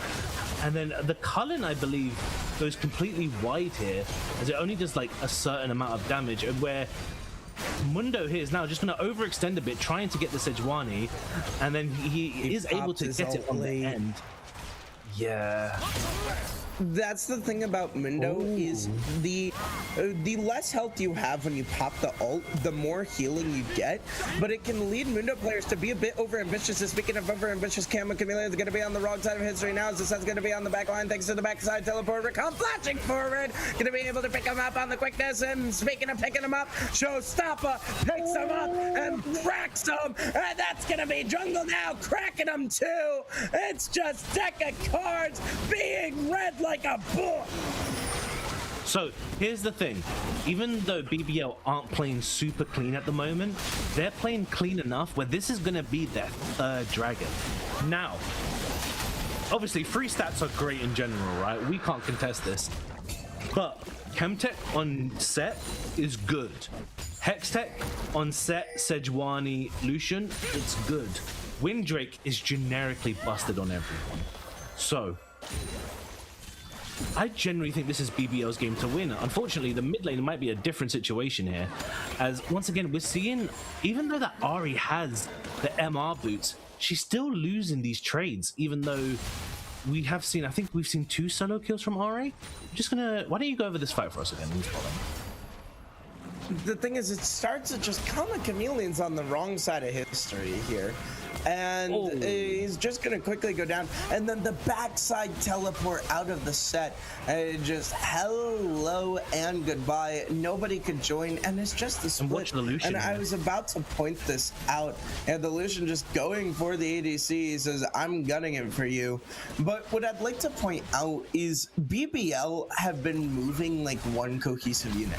They have been a hive mind, moving on the ganks, moving on the team fights, everything like that.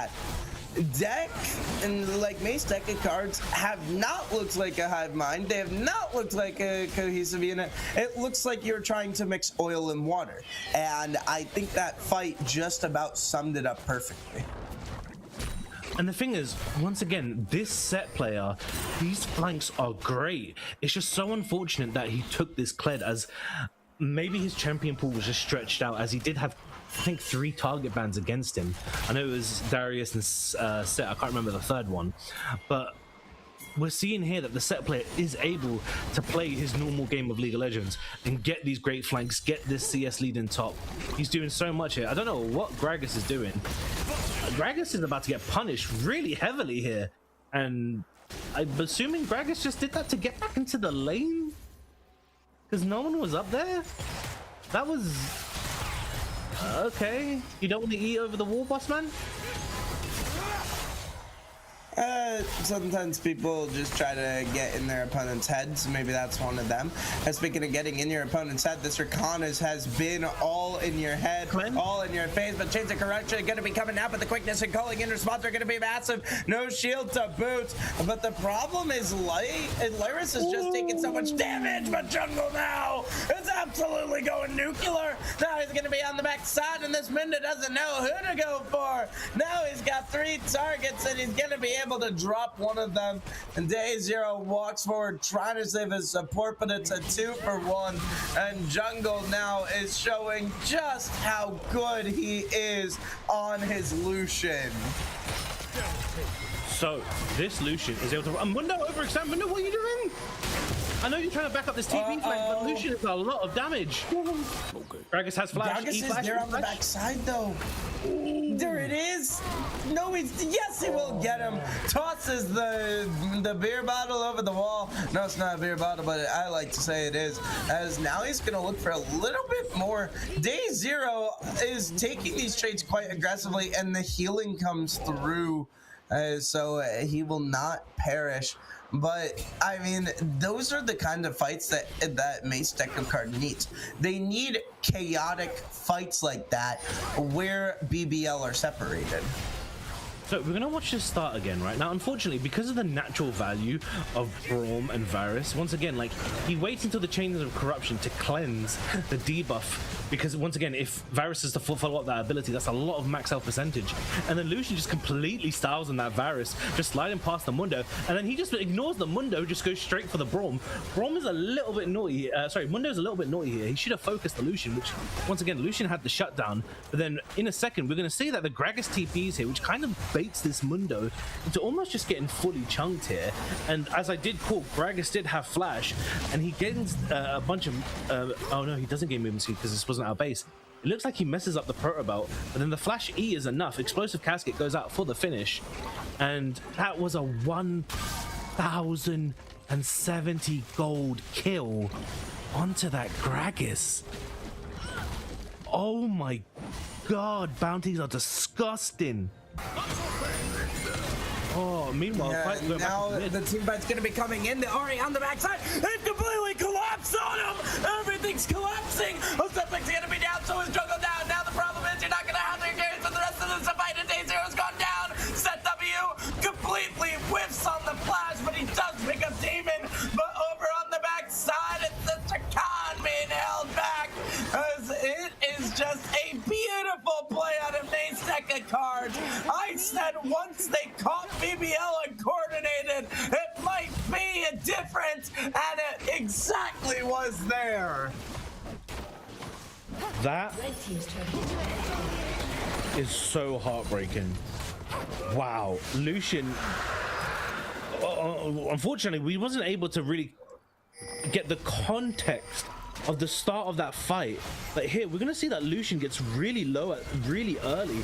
He just gets flanked from all angles. Ari just coming in from the back. They didn't, unfortunately. I don't know how Ari was able to get past all of that vision.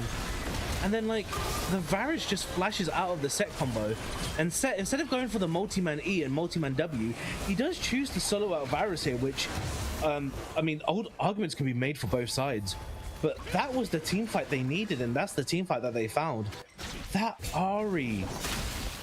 I mean, Ari's been solo killing Syndra quite repeatedly, and I guess, I mean, Syndra just swapped out her boots.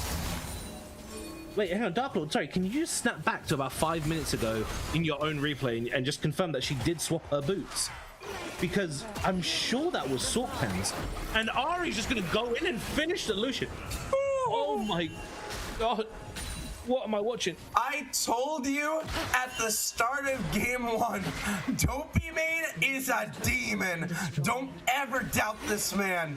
He can pull off some insane feats.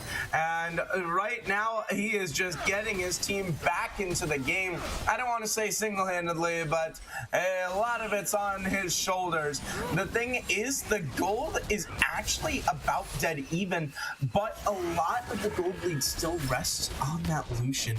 And so what that means is this. Uh-oh, Showstopper not gonna get him under turret though. Here's the thing that this means. You see the gold leads, and it looks good. It means you have a hyper-fed member who's gonna be really dangerous in the team fight. If Dopey Main's not there, Main's deck of cards lose. If Lucian's not there, BBL loses. You need to fight with each of those members, unless it is a gank like we see here. Glacial Prison goes wide thanks to the flash. Great job by Stock FFS. But the thing is, you really can't fight without your key members, and if either goes down early in the fight, the other side will more likely than not actually win the fight. So, if we look at the damage right now, we can see that like Syndra and Ares is actually quite close, but in this last like 5 minutes, Syndra, Ari has taken the lead there in that matchup, as she's just been roaming around, just being the assassin that she is. The 7-2-4 double item almost finished her Shadow Flame sort of beast. And you're right, this Ari's just going around, and this Ari has been able to find Lucian twice. Gragas found him the second time, so I can't remember his first death. But Gragas found him on his second death, getting that 1k gold lead, getting that 1k shutdown, sorry. Ari's found him the third and the fourth time, which, I mean, Lucian, you're still an ADC, like 10 and 4, it doesn't matter, you still die the same as a 2 and 6 ADC, my good man. Like, you're not an on-hit champion, you don't have the Terminus Jack Show combination to give you those stats, and meanwhile, they're just gonna solo out Rakan. That's just enough. Ari's just gonna run down. It's gonna turn into more. They're going right onto the Syndra. Day Zero walked up. Day Zero is gonna be the sacrifice. Maybe for the Syndra. No, he's gonna go down anyways. Dopey Main is a demon, as he gets this team back into it. Again, a beautiful play. And guess where the TP's going? It's to answer the set. Valermi's not going to be able to get something back on the cross map. Maybe actually he is showstopper to get out, but look at the Baron. They're not going to have a way onto this. I mean, they literally only have 2 members up. This is not going the way of Valermi yet again. Stuck FFS just controls it, but now Dopamine is 1v1ing the Fed member. Fed members meeting each other, looking for a little bit more, and it will be Dopamine on the wrong side of history. The overambition finally gets them, but not before the damage is done. It's Baron on 4. So Lucian walked over a ward, but let's do this team fight first. So for some reason, Gragas chooses to sort of insect Rakan here instead of trying to get Lucian, which, hey, it works, right? Ari has been running down the Syndra all game, so she's able to get this pick off. And there's just enough CC and damage between Varus, Gragas, and Braum to get this Sejuani. But the thing is, going back to the previous bit, Lucian did walk over a ward. So I'm really surprised that Ari kind of got caught with her pants down, as she had about 15 seconds for her ultimate. Syndra stun going wide. This is going to be so point for BBL. Sejuani going in. Oh, there's a 1, there's a 2, only a 2-man combo. PP coming in from Set. Set's going to look for a flank. Is he going to press R on Braum? Yes, he is. Gets on top of the Varus' face. Says, what's up, baby? I haven't seen you all game. They're going to start running him down. Meanwhile, Gragas is 1v1 in Syndra. Ari is now here. Ari's going to look for the cleanup. She R's in, R's back out. Isn't going to lead to anywhere. Set is so healthy. Set's trying to all in Ari. She's got 1 dash, boss man. I don't think you can do it. Lucian, meanwhile, full of dashes, but we're going to be following the set. You get the camera back down. Thank you very much. We're going to be chunking out Mundo. Ari dashes back in. Ari's out of dashes. They can just stabilize and take the soul. Deck of Maces don't want to give it up. Gragas is trying to E forward, but there's just stat-wise, BBL is just doing so well. Lucian is able to bully people out. Mundo's going to Gragas is going to go in, also going across all the way. Day 0 gets the soul point. This is just going to be a clean fight for BBL. Surely, as we have people going down, Ari is getting the resets though. Lucian Bird's flashing, he doesn't get the kill. Ari's resets go hard. Shadow talk, I've lost my voice. The Cloud Soul goes over. Funny enough, Day 0 did not actually have Smite, and so if the Mundo could only get a bit closer, he would have had it. But now they're gonna siege with the Baron buff, and now these turrets are gonna be falling. Day 0 are gonna have to try to chase him out. Taking a turret shot is not what you want, Dopey main, but Day 0 is here 1v2ing, and the thing is, remember, Damon died so early that he is back up to help push here. And so yes, you get the Cloud Soul, but you're giving up so much gold on the map after losing that fight. Throw me into a replay. I need to see that again.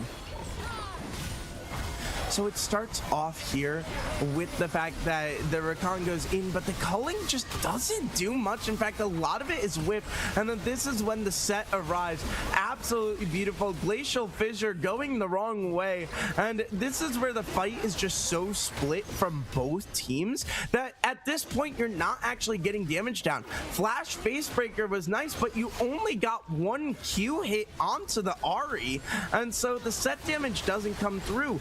Then we get the re-engage. The Mundo goes down, but he does his job. He fights forward, and what that did was that it made the Syndra weak on the backside for Ari to come in and kill him. So the Mundo's sacrifice was not in vain. It's a 3k gold lead, and maybe another team fight's going to be breaking out here. Set's going to be the target on the front line. He has the W charged up. When does he want to use it? Half health. He's just going to get bursted out. No, he's going to get knocked forward. It's a complete whiff. Comic Chameleon, excuse me, is going to be able to pick up the kill now, but the problem is everything was wasted from the set. The calling's going to be coming out just onto the minion wave, just trying to hold back the siege. Baron buff is off now. You got to keep that in mind. Nothing to help you push. They're just waiting for the minions here. 5 versus 4 for the next 35. They got to hold the line here. It's not going to be an angle to end the game, but maybe it is if they're going to die. The quickness is going to be coming in, and that's on the 4 of them.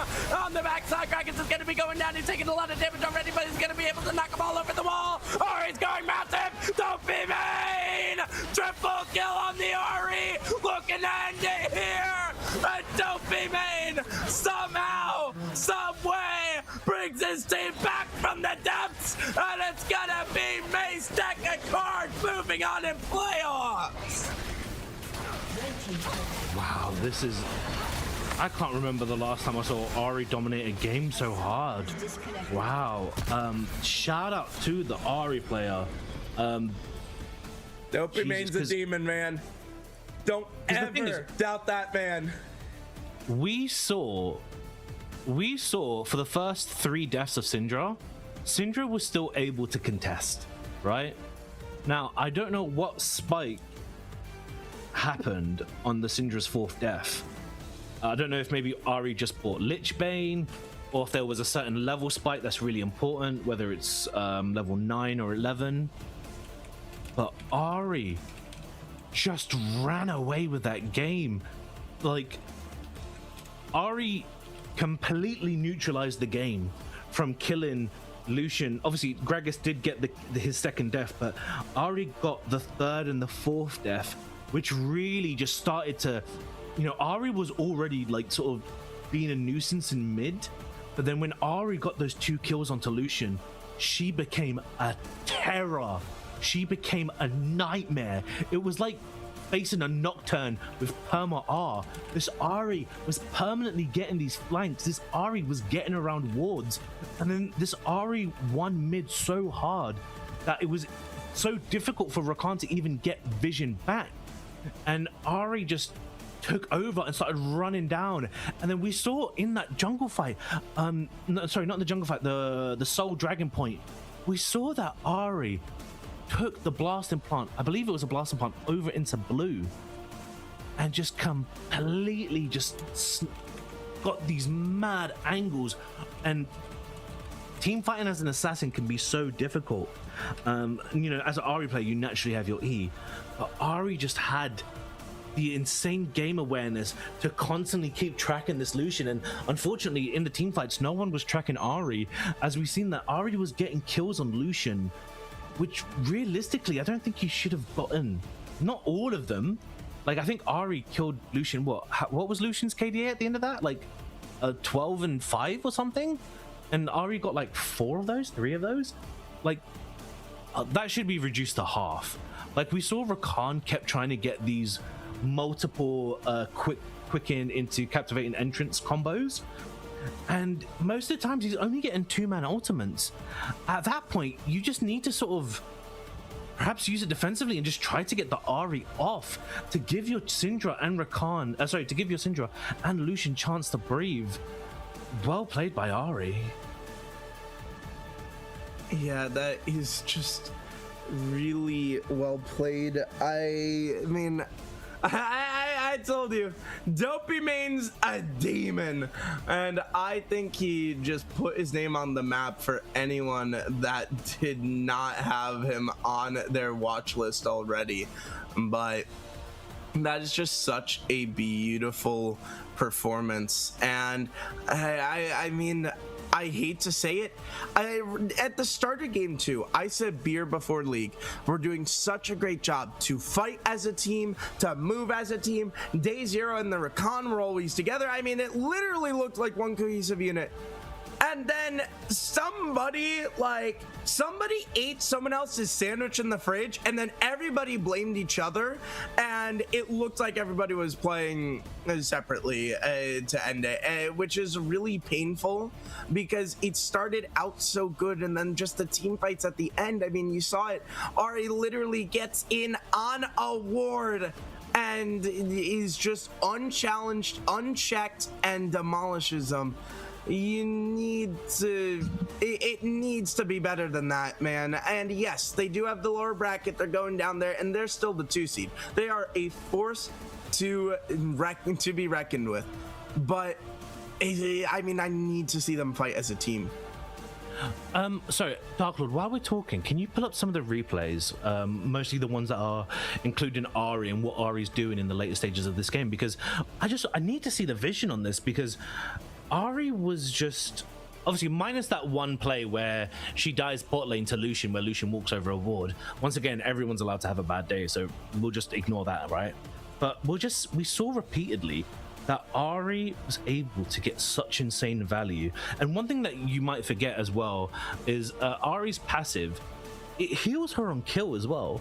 So this is where we're seeing the rise of this sort of Lich Bane, where just like Ahri's damage is naturally quite low, so hence why you see Lich Bane sort of get into a kit, because it's another scaling, it's another damage option. And so, yeah, Aaron, pull him up. Let me see. I need to see the vision. Okay, cool. He is pulling them. Sorry, I didn't hear anything, so I thought maybe you didn't hear me.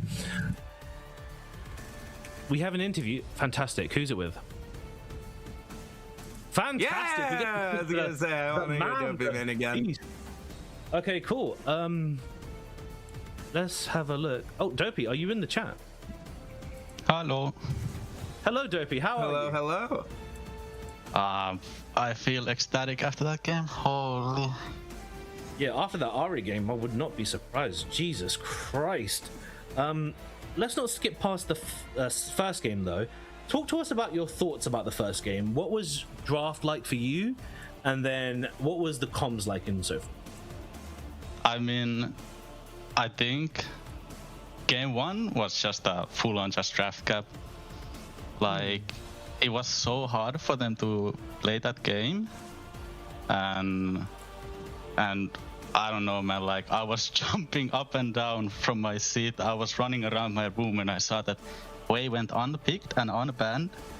Bro, I love that champion. It's so good. It's so fun.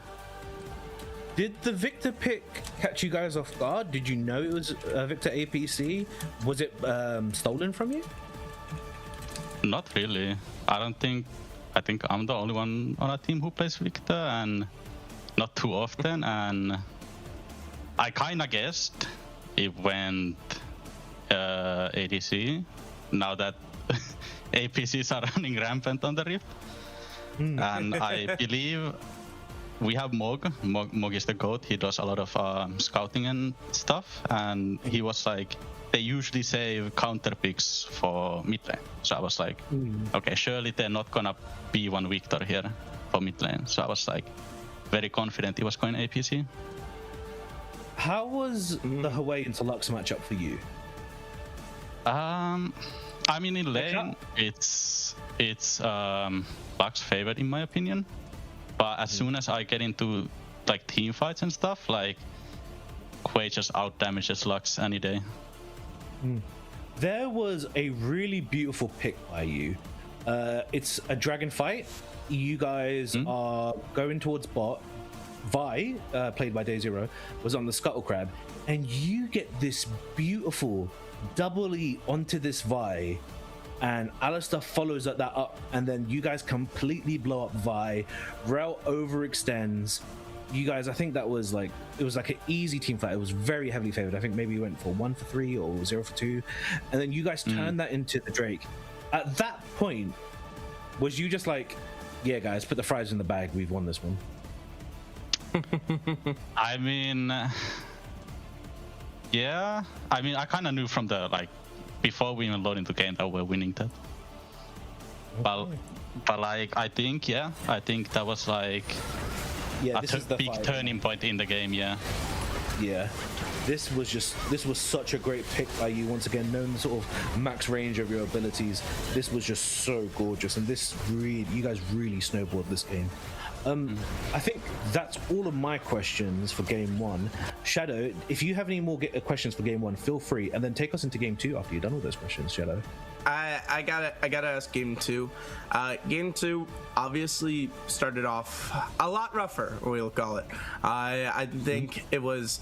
I personally think it was a mix of BBL playing better and maybe you guys taking a step back. But after you go down in a game like that, things are not really going well. You need to find a turnaround. Obviously, you guys did find that turnaround, but what did it take to make sure you were able to turn it around? Maybe what were the comms? What was it like keeping the mental straight? And things like that. What did you guys have to do? I mean, yeah, it was obviously they really stepped up their game two, and you know their bot lane started snowballing quite hard, and we just constantly in comms we're just like, guys, calm down. The Nexus is not destroyed yet.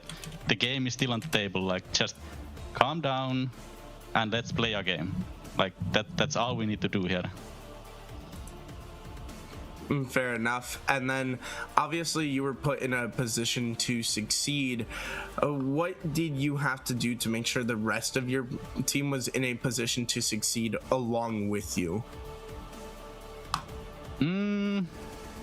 Ooh, that's a hard question. I think I just made sure that we kept the vision. We played with the vision and just did not give isolated fights, because I believe that whenever we're playing a team fight, we're just we have so much pick potential there on the Syndra or the Lucian that we can just blow them up, basically.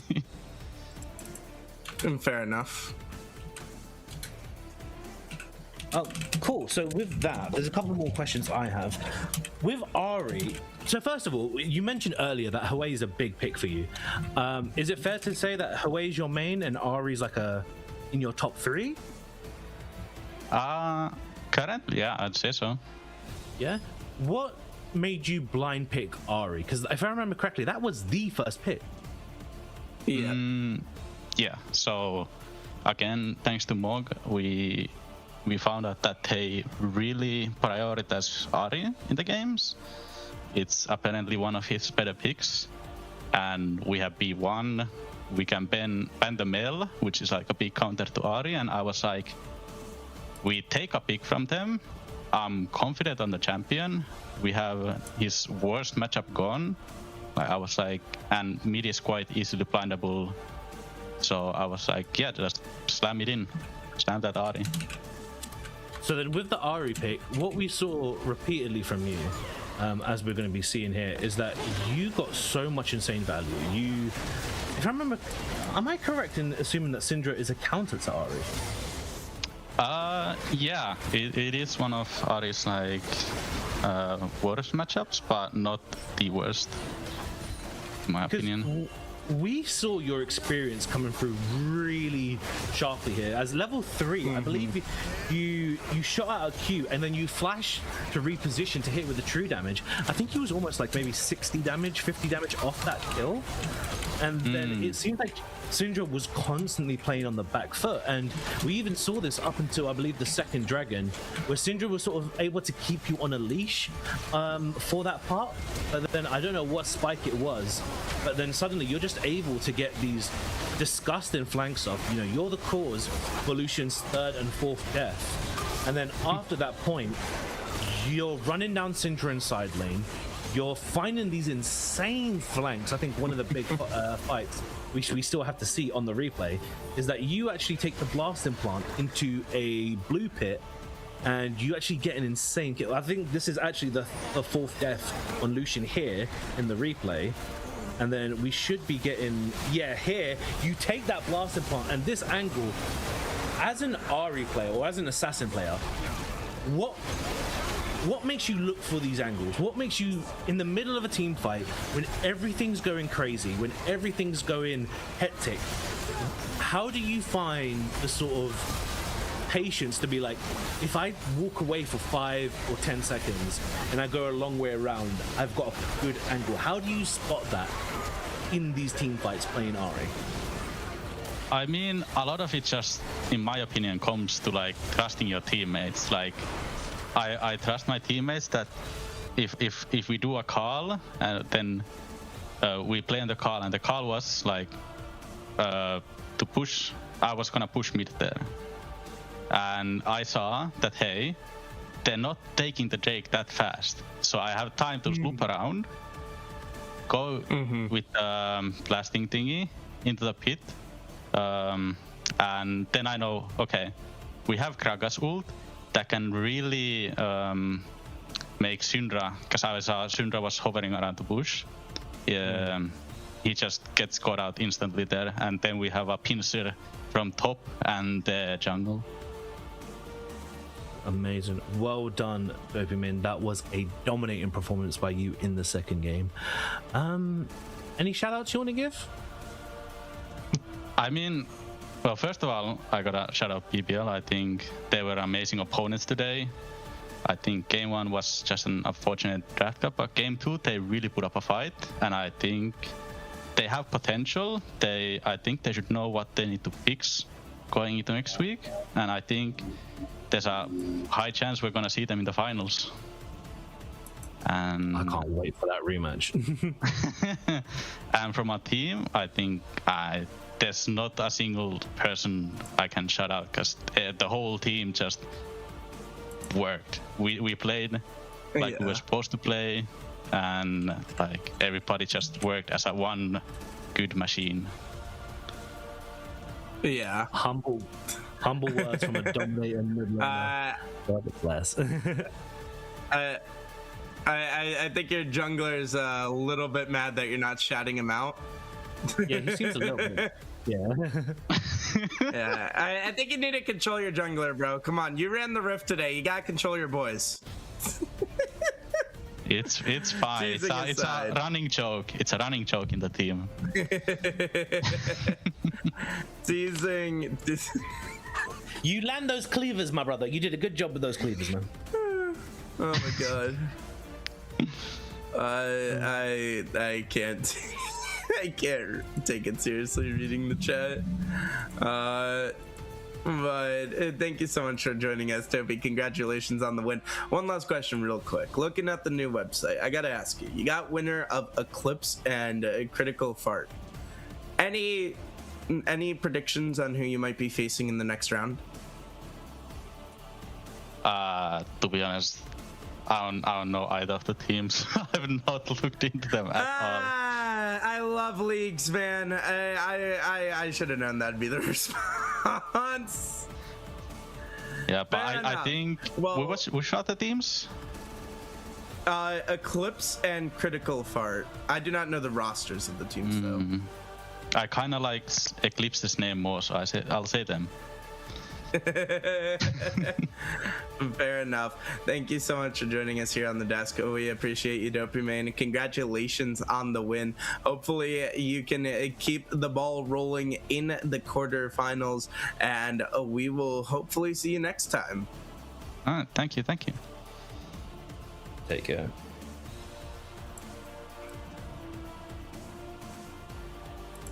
Guys, we're doing. I think it should be pretty obvious. Yeah, we got, MVP vote coming up on stream. I'm assuming that's gonna be coming out through soon.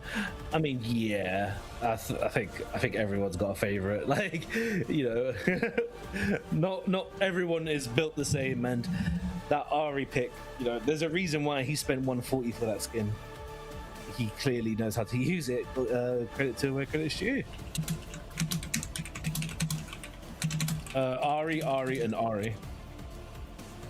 I would honestly say my MVPs for it is, if I'm taking from the winners, I gotta say it's Ari. I gotta say it's the Gragas, and then the jungler as well. But I think that the Lucian in the second game was disgusting and definitely deserves his flowers.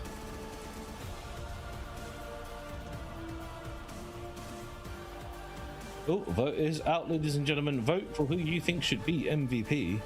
Do you agree with me and it should only be the guy who spends money on the skin, or do you agree with the other people that say you need to appreciate your teammates? Let us know, and we'll find out very shortly. It turns out we got a little bit of a production blunder, as Haiku wasn't actually playing that game. So